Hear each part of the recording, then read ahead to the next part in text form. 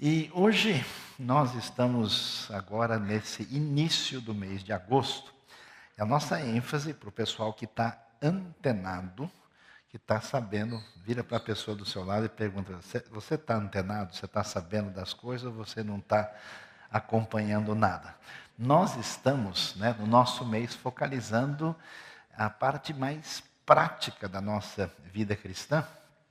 Estamos pensando sobre serviço, como é que a nossa vida pode ser canal de bênção para os outros. E eu queria ler para todos os nossos queridos que aqui estão o começo do livro de Tiago. Nós vamos fazer a leitura e a mensagem no capítulo 1 de Tiago. E antes eu convido você a ouvir e acompanhar a leitura na Bíblia, a mensagem. Não sei se todo mundo conhece, é uma paráfrase que tem essa intenção, desenvolvida pelo Eugene Peterson no inglês, e a gente fez um trabalho exegético e também estilístico em português aqui, e saiu uma versão muito interessante que traz o texto como se ele tivesse sido escrito hoje, na nossa época. Então, ouçam com atenção a leitura, depois a gente vai direto para a nossa reflexão de hoje. O texto diz assim: Eu, Tiago, escravo de Deus e do Senhor Jesus, escrevo às 12 tribos espalhadas que aguardam a vinda do reino. Saudações. Amigos, quando lutas e aflições os atingirem em cheio, saibam que isso é um presente especial.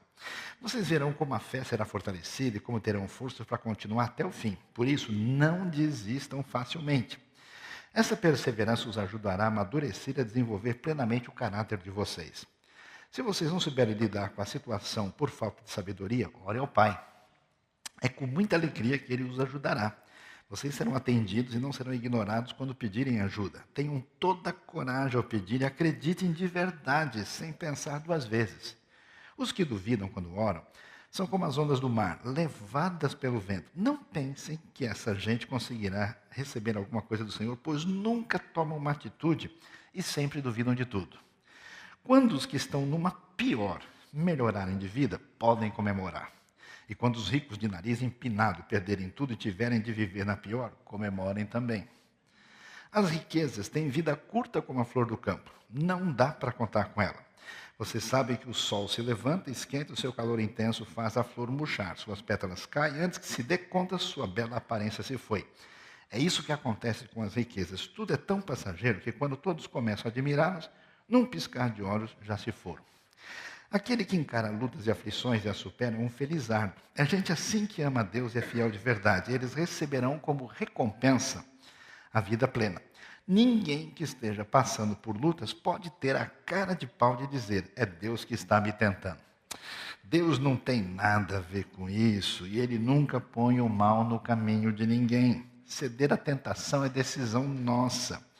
Culpar a Deus é malandragem.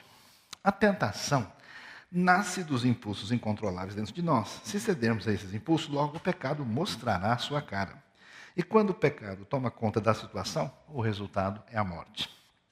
Portanto, queridos amigos, não se engane. Tudo que recebemos que é bom e perfeito só pode vir diretamente do Pai das luzes. Em Deus existe plena firmeza, nele não existe instabilidade. Foi Ele que nos trouxe a vida. Pela palavra da verdade, sua maior alegria somos nós, coroa da sua admirável criação. A proposta de um texto traduzido assim é mais ou menos a gente sentir o que as pessoas sentiram quando receberam o texto pela primeira vez. Porque o texto está numa linguagem tão peculiar, num contexto que já não existe mais, e quando a gente lê, a gente não consegue captar a força que existe por trás do texto que teve um impacto tão significativo. Então vamos lá pensar hoje em palavra implantada, religião praticada. Por que é importante a gente observar esse começo de Tiago? Porque o contexto que a gente tem aí, e você deve saber disso, que quando você não entende as coisas direito, conclui-se que você não entende as coisas direito. E isso significa que não dá para a gente ler um texto bíblico assim do nada e sair achando um monte de coisa. Quem sai achando um monte de coisa termina perdido. Portanto, é necessário saber o que está acontecendo, qual é o cenário, qual é o ambiente. Então veja só, Tiago, que é o primeiro livro do Novo Testamento, é escrito numa época que não existem praticamente crentes não judeus. Todos os crentes desse momento são judeus. Tanto é que Tiago, capítulo 2, verso 2, ele vai nos dizer se entrar na reunião de vocês, literalmente se entrar na sinagoga de vocês. Porque o evangelho ainda não tinha expandido a ponto de formar comunidades não judaicas. Eram todos como os primeiros discípulos de Jesus, seguidores do Messias que tinha chegado. E esse pessoal tinha se espalhado para fora da terra de Israel. Eles estavam morando em comunidades próximas, possivelmente ali nas regiões onde hoje é Líbano, Síria, Jordânia. Por isso, quando ele começa, ele fala das tribos que estão na dispersão. Esse pessoal que está recebendo essa carta, na maior parte, como a gente vai perceber lendo o livro, eles são agricultores. E eles estão num ambiente de comunidade cristã primitiva, formada por esses, digamos, judeus messiânicos, que é um grupo de pessoas que tem gente rica, tem gente pobre, a coisa está complicada entre eles, e Tiago está escrevendo, Tiago, irmão de Jesus, para tentar orientá-los como viver a vida de maneira muito prática e objetiva. Então o livro é interessante porque ele é pequeno, tem 5 capítulos, tem 108 versículos, mas tem 54 ordens assim diretas, expressivas, objetivas assim. É um livro para quem gosta de enrolar muito, não lê, porque não vai gostar do jeito que Tiago escreve e aponta a direção da vida. E qual é o ambiente? O ambiente é que esse pessoal está sofrendo. Eles estão com dificuldades, estão passando por problemas, estão passando por provações, estão sofrendo diante daquilo que todo mundo conhece, que é a imprevisibilidade da vida, a instabilidade.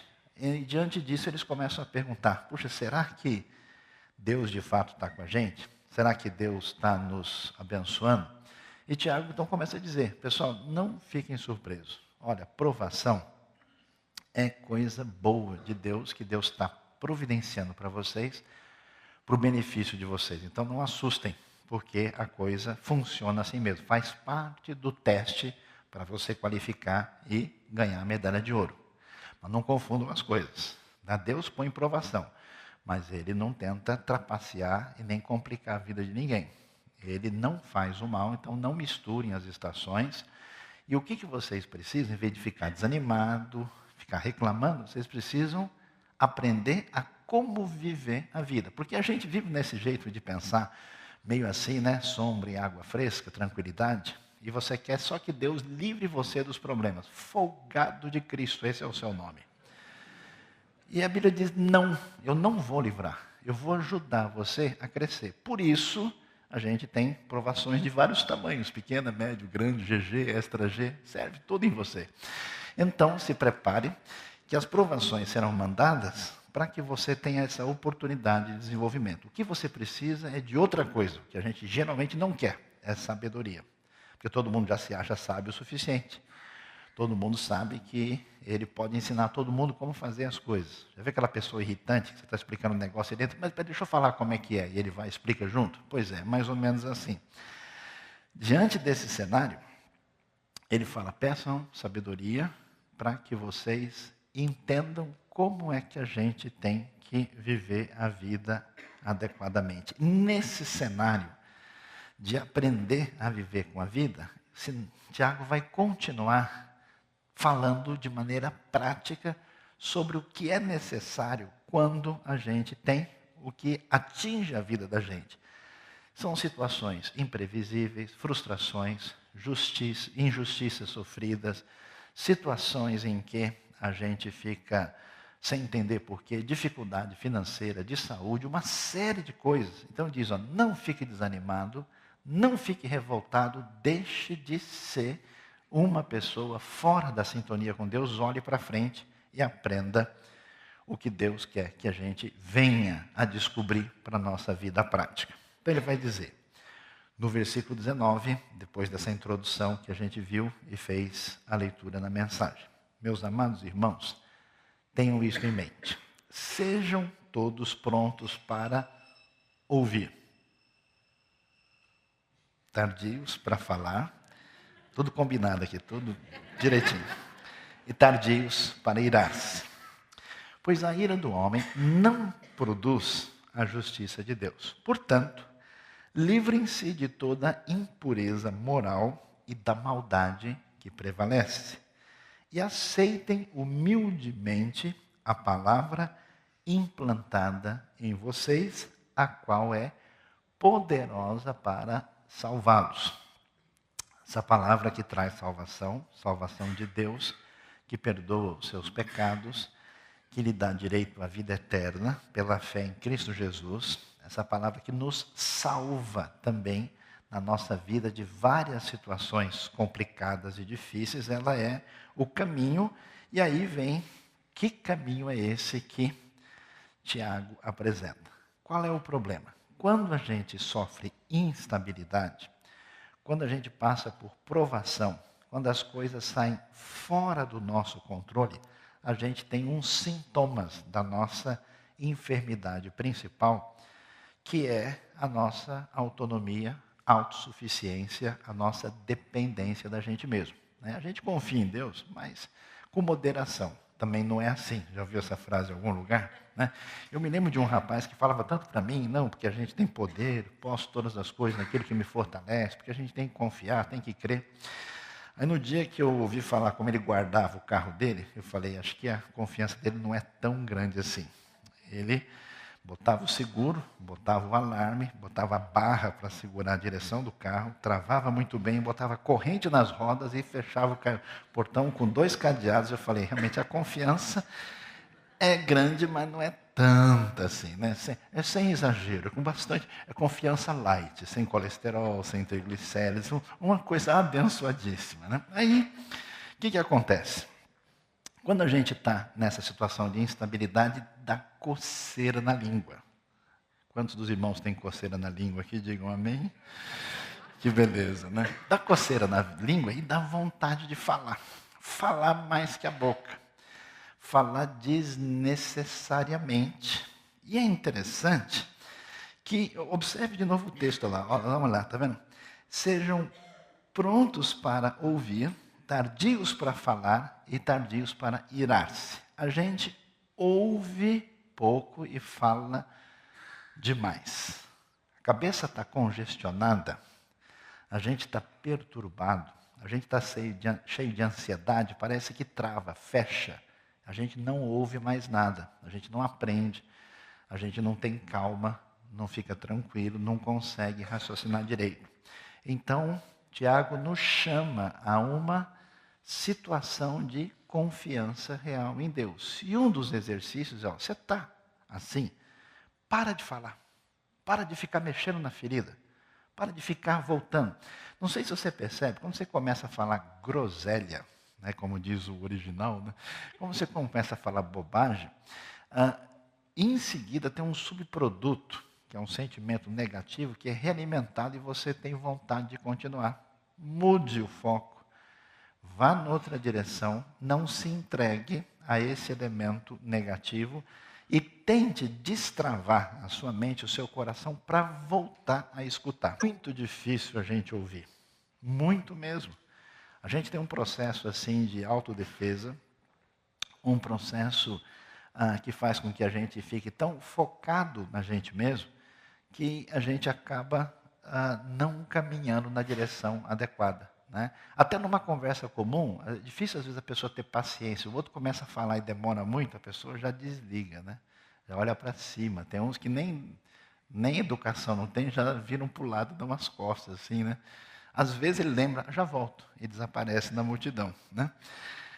Então o remédio, o caminho para essa tensão que surge da hora da provação, da preocupação e da ansiedade e instabilidade que pede para a gente ir na direção da sabedoria é ouvir falando pouco e conter a ira. Porque quando a gente fica irritado, a gente solta o freio, deixa deixa lá na ladeira e vamos, que o Senhor me abençoe, e deixa rodar, né? A pessoa não quer nem saber. E a ira, ela é complicada, porque a ira é a onça pintada no meio do mato. É a palavra de quem chegou de Manaus, desculpa, né? Então, a pessoa chega lá e ela se reveste. Tem gente que é um irado assim mais direto. Ele vai na garganta do outro, ele já chuta, ele já xinga, já bate, já briga. Tem outro não, que ele segura, né? Dá aquela amargura por dentro e ele prepara a hora que ele vai dar o bote quando a pessoa der as costas, né? Tem outro que desenvolve uma espécie de sentimento amargurado, negativo, e que ele não consegue devolver no outro, aí ele volta o veneno contra si mesmo. Aí volta o veneno contra si mesmo, aí surge toda uma situação de autocomiseração negativa, ruim, depressiva, que não faz sentido. Então, pessoal, não deixem a coisa caminhar por aí. A situação de instabilidade exige de quem é discípulo de Jesus abrir a sua mente, o seu coração para receber de Deus, falar pouco, conter a ira. E é interessante, a gente faz o que é errado e nem sempre é fácil fazer o que é errado, porque você é a imagem de Deus. Na hora que você quer fazer a bobagem, acende a luz. E você precisa de uma ajuda para fazer o que é errado. Ou seja, o seu mecanismo psicológico precisa de uma legitimação do erro. Para que eu faça o errado e consiga justificar depois, eu preciso dizer, mas também o cara me tratou desse jeito. Mas também não tinha outro jeito. Mas também, hoje em dia é assim. Aí você tem que dar uma justificativa. E isso só é possível se você perder a cabeça. Como é que a gente perde a cabeça? A gente fala sem parar e permite que a ira tome conta do nosso coração. Esses elementos favorecem a gente desistir de uma proposta de querer permanecer na seriedade. A gente vai... E por isso ele vai dizer, não sei se você reparou, voltando de novo no texto lá, por que não vale a pena a gente falar? Deve ser demorado, tardio para falar e tardio para ficar irado. Né? Tome muito cuidado, toda vez que alguém quiser devolver numa situação difícil, assim, na hora, uma situação que soa, cheira, vingança, retaliação, dá uma pisada no freio, porque isso não vai levar a lugar nenhum. Não é assim que funciona. Uma coisa é a justiça, outra coisa é o ressentimento com intenção maligna, porque isso não produz a justiça de Deus. A ira do homem não faz isso. E é interessante que a sequência, percebe que na mente do autor está interligado. Livrem-se de toda impureza moral e da maldade que prevalece. Ou seja, a licença para praticar o mal, quer seja em qualquer tipo de imoralidade ligada à impureza, ou qualquer maldade propriamente dita, está relacionado com essa turbulência que pode atingir a gente, e a gente meio perturbado, ansioso, porque a coisa não deu certo na minha família, eu tive problema aqui, problema lá. Você se enche de elementos negativos, para de escutar, deixa a boca falar bobagem, se enche de ira, perde o caminho e se permite fazer o que não deve. Não é assim, é necessário um caminho de marcha ré.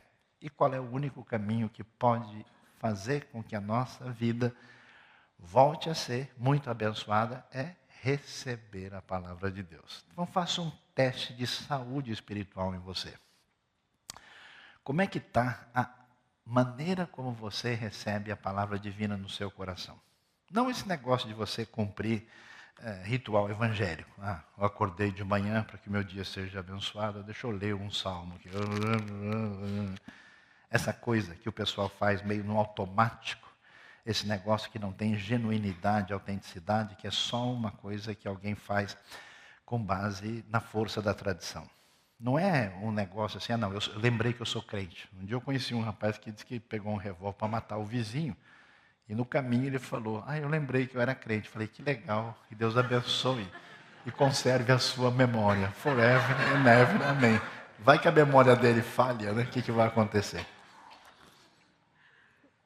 Portanto, essa ideia tão importante é receber a palavra que foi implantada entre vocês. Meus queridos discípulos de Jesus, vocês que estão nesse cenário, ouçam, recebam a palavra de Deus no coração de vocês, destapem o ouvido, façam aí a consulta direitinho para que você possa receber essa palavra. Porque você não percebe.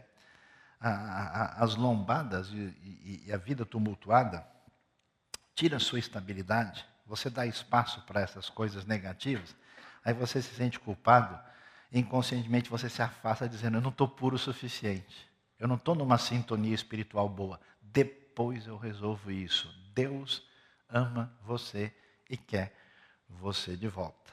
Fique tranquilo, deixe de ficar nervoso e receba a palavra de Deus no seu coração. É interessante, Tiago vai prosseguir. E o que ele vai dizer na sequência? Sejam praticantes da palavra e não apenas ouvintes, enganando-se a si mesmos. Aquele que ouve a palavra, mas não a põe em prática, é semelhante a um homem que olha a sua face num espelho e depois de olhar para si mesmo, sai e logo esquece a sua aparência. Em alguns casos até uma vantagem, né? Mas o homem que observa atentamente a lei perfeita que traz a liberdade e persevera na prática dessa lei, não esquecendo o que ouviu, mas praticando, será feliz naquilo que fizer.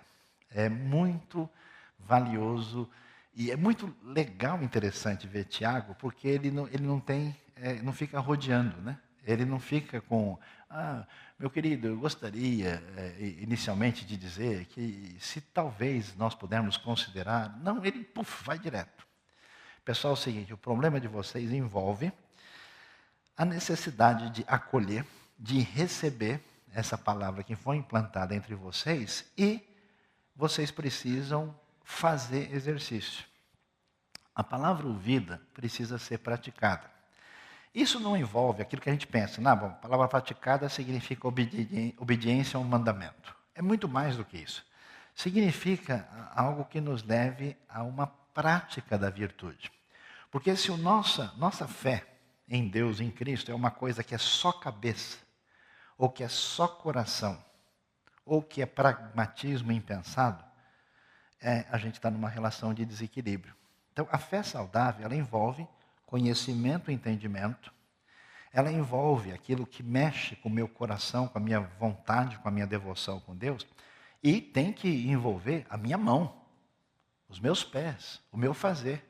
Esse é o problema do crente abençoado, que ele melhora de vida, aí ele não vive mais a vida cristã, ele paga para alguém viver a vida para ele. Eu preciso abençoar uma pessoa, eu mando uma oferta, ela está tudo certo.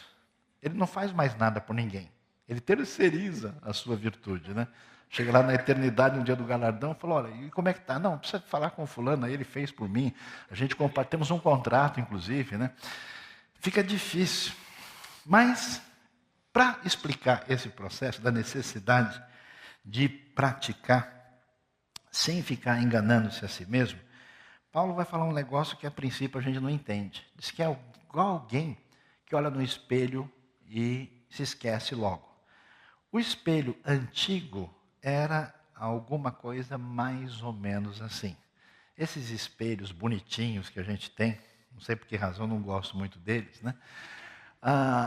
feito de nitrato de prata, todo assim, Às vezes o espelho está melhor do que a pessoa, não existia naquele tempo. O espelho era muito limitado. No máximo, assim, parecia um prato de bateria, O espelho romano era isso. Então, de fato, a reflexo da imagem tinha os seus limites, era imperfeito, e o texto quer dar a sinalizada de que a pessoa olhava rapidamente no espelho e não podia mais lembrar direito da sua própria imagem. Da mesma maneira como quando alguém recebe a palavra E aí tem um negócio interessante, porque hoje está na moda, né? Autoconhecimento.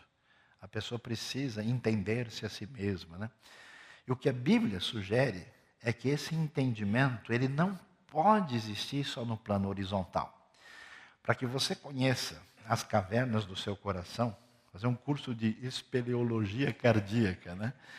Descer lá, ter os detalhes revelados, nada funciona melhor do que a palavra de Deus. Essa luz divina, ela ilumina certos cantos que a gente não costuma ter acesso e nem quer deixar que ninguém veja.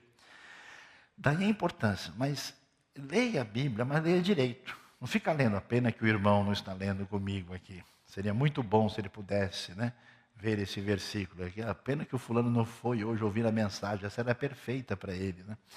A ideia é, de fato, entender que quem é necessitado, por exemplo, o sujeito lê, né? Jesus falando com os fariseus eram terríveis, como é que podia existir gente daquele jeito? O texto só está assim, porque a intenção é mostrar que o fariseu é você. É só essa a razão. É para você ver que o povo que fechava o coração para os profetas, os discípulos frágeis, as confusões que existiam na igreja primitiva, isso revela os possíveis problemas que existem no coração de todo mundo. Por isso é tão importante. E diante dessa realidade de olhar com atenção, olhar demoradamente, perceber bem a imagem, enxergar a realidade a partir da iluminação da palavra, a gente vai chegar nas respostas de Tiago. É necessário que a palavra seja praticada. O que quer dizer palavra praticada? Existe uma orientação de Deus, a gente precisa pontualmente executar aquilo, fazer aquilo objetivamente. É aquele negócio, tem um problema, uma pessoa que eu pisei no pé, palavra praticada significa, me desculpe, eu cometi um erro com você. Se tem uma pessoa que me pediu desculpa e eu fechei a cara e falei que outra hora a gente conversa, é hora de pedir perdão. Se a pessoa tem alguma dificuldade na área que envolve ajuste de questões financeiras e econômicas não bem alinhadas, é hora de acertar. É hora de abençoar os outros, de colocar o meu dom em ação, de fazer, quer dizer, colocar praticamente aquilo que precisa ser feito. E é interessante, o texto diz, não só que a gente deve deixar de ser apenas ouvinte, mas também praticante, mas essa prática vai cansar. Cansa, né?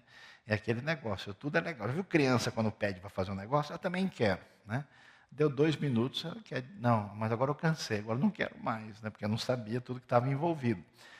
Essa palavra exige perseverança, ou seja, o cristão maduro deve entender que a vida cristã não se vive só de adrenalina. Primeiro momento de adrenalina, o cara, tá bom, também estou. Vem um momento difícil, vem uma situação que exige um pouquinho mais de firmeza, a pessoa já quer jogar fora. Essa instabilidade é ruim. Então, a perseverança nessa palavra é apresentada e é interessante. Não parece esquisito isso? Isso você já leu e já comparou até com as versões. Dá uma olhada, aí voltando lá no texto, olha.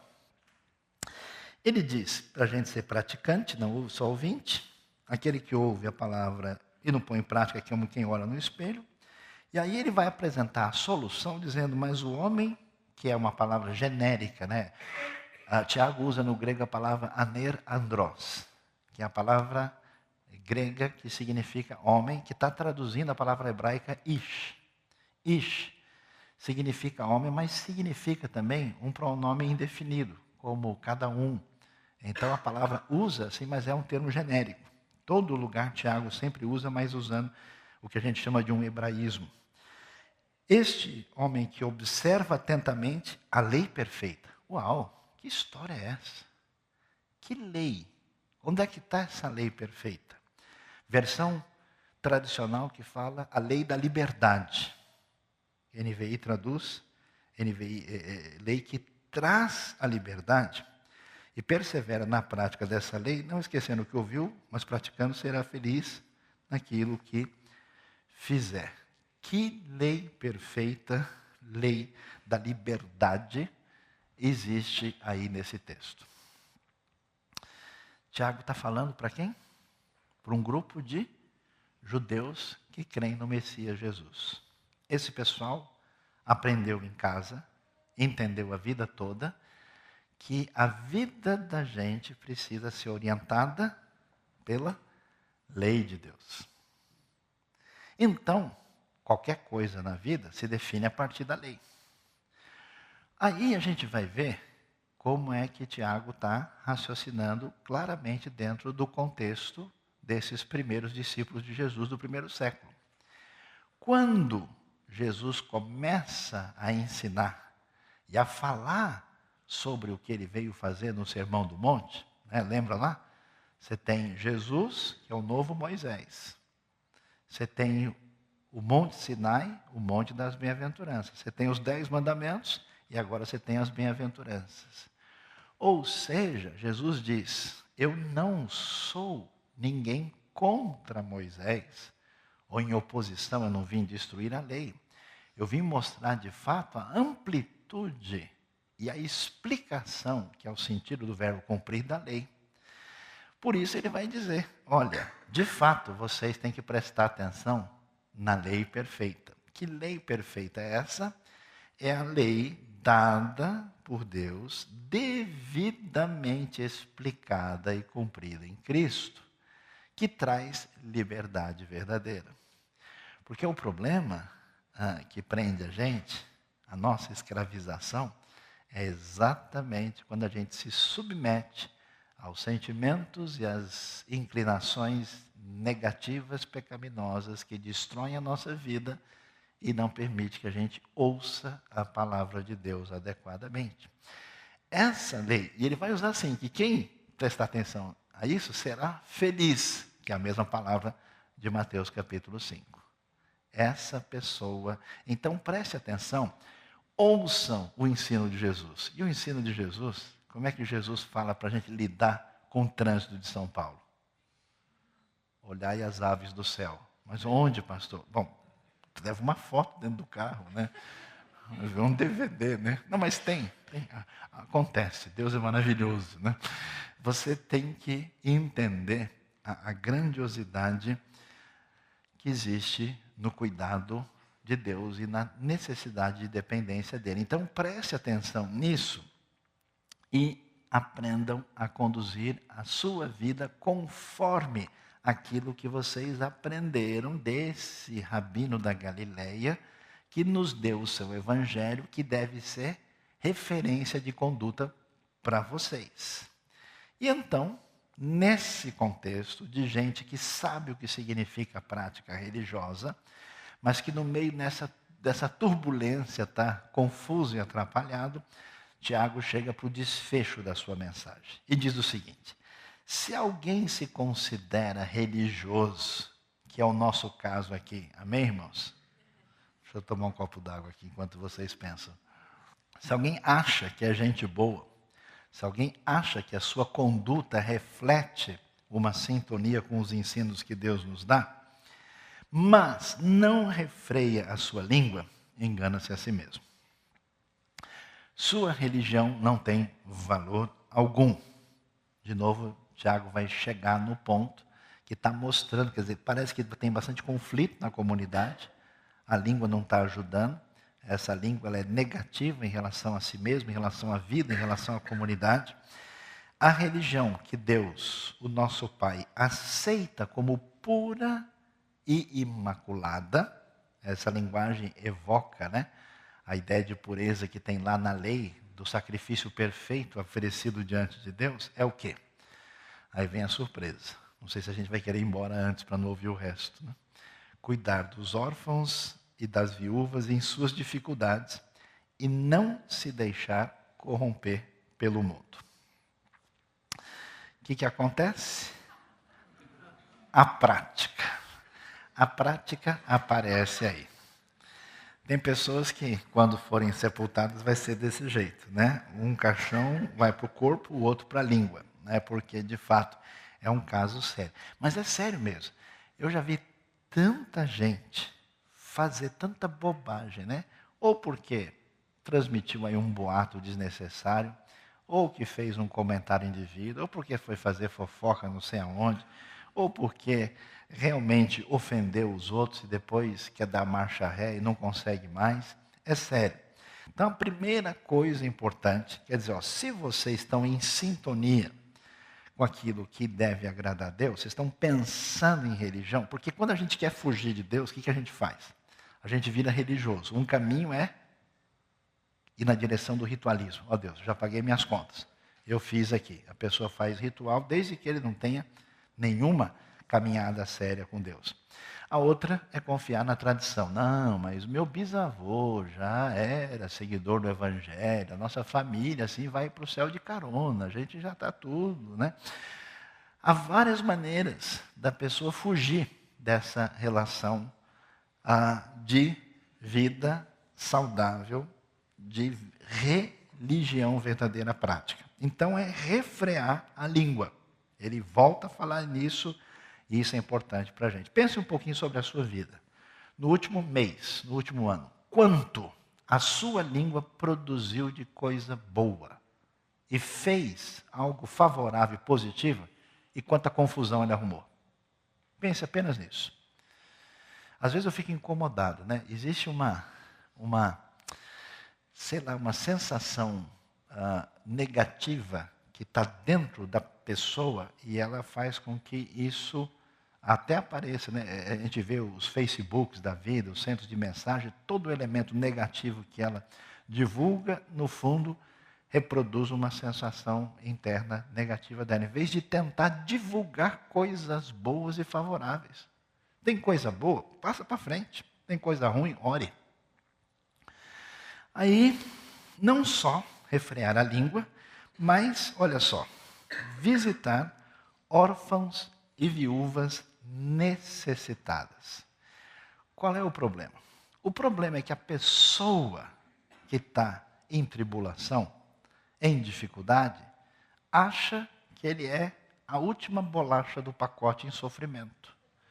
Ele se vitimiza, ele acha que é horrível, que a vida dele é injusta, como é que ele pode ter essa dificuldade? Ele nem viu sofrimento na vida ainda, nem enxergou nada.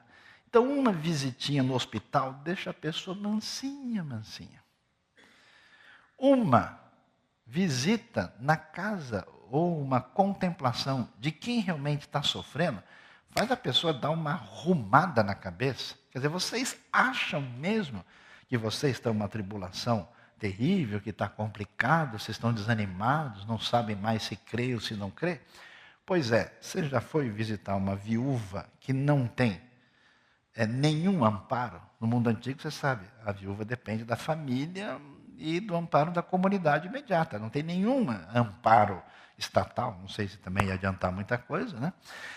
Não tem nenhum amparo de outra maneira, e ela estava numa situação difícil. Um órfão, então, que coisa difícil, complicada, né? Então a gente está chorando de barriga cheia. Uma das coisas que mais me deixa indignado no mundo é quanta gente eu vejo que tem do bom e do melhor só reclamando e achando ruim de tudo.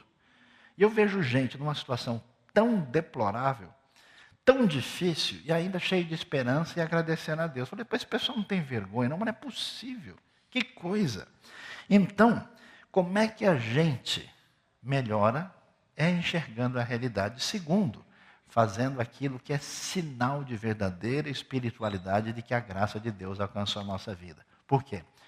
Quando eu não passei por tribulação suficiente, não estou amadurecido, não fui bem treinado, não aprendi o que eu deveria ter aprendido, o que acontece? A prova de que eu estou mal é que eu só faço as coisas para o meu interesse particular. Se de alguma maneira eu for ganhar e ter vantagem nisso. E aí Tiago diz, quer saber de uma coisa? Quer saber se você de fato é discípulo de Jesus? Vá ajudar os outros sem receber nada em troca. Quando você for visitar uma pessoa, for ajudar uma pessoa, for dar recurso para uma pessoa, for tentar, sem de alguma maneira entender que com isso você vai publicar o que você fez, vai ganhar alguma visibilidade, vai ter um retorno, aí você de fato está sintonizado com o jeito de ser do próprio Deus. Então, quer mostrar isso? Faça o favor de mostrar visitando órfãos e viúvas necessitadas, especialmente o texto diz, nas suas tribulações. E finalmente, ele vai enfatizar não se corromper. Porque no desespero da tribulação, do problema, do sofrimento, na dúvida o cara fala, quer saber de uma coisa? O mundo é assim, salve-se quem puder.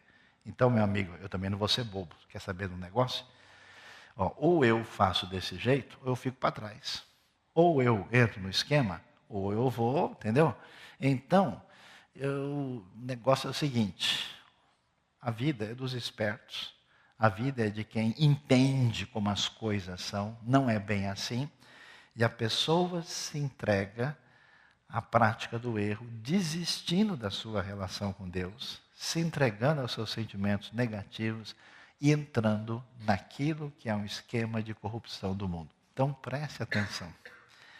Como é interessante, a Bíblia diz, façam o exercício certo. Se vocês ouvirem, deixarem a palavra de Deus entrar no seu coração, pararem de falar tanto e não se permitirem tomar decisão com base na sua ira e se permitir se deixar dominar pelo pecado, vocês vão no caminho certo. Diante dessa realidade, a pergunta é, vamos praticar? Um desafio para a gente. 7 de agosto. O mês vai acabar, se Deus permitir, no dia 31 de agosto. Mesmo que o pessoal fale que é o mês do cachorro louco, não leve a sério isso. Nós temos aí, pelo menos, hoje, incluindo hoje o final, 25 dias. Eu vou pedir que você tome um propósito diante de Deus. Nesse mês, de em algum momento, fazer alguma coisa para beneficiar alguém que não pode devolver para você. Pode ser uma visita, pode ser uma ajuda, pode ser uma pessoa no hospital, pode ser um parente que você não conversa. Tome um propósito de fazer uma coisa prática. Esse mês eu vou orar, eu vou escolher alguém e eu vou lá para beneficiar, ajudar essa pessoa de uma maneira ou de outra em que eu, na prática, faça um exercício em consonância com a palavra de Deus. Amém, irmãos? Que Deus nos ajude e nos abençoe a ter uma prática que, de fato, venha agradar a Deus. Deus abençoe o nosso coração nessa manhã.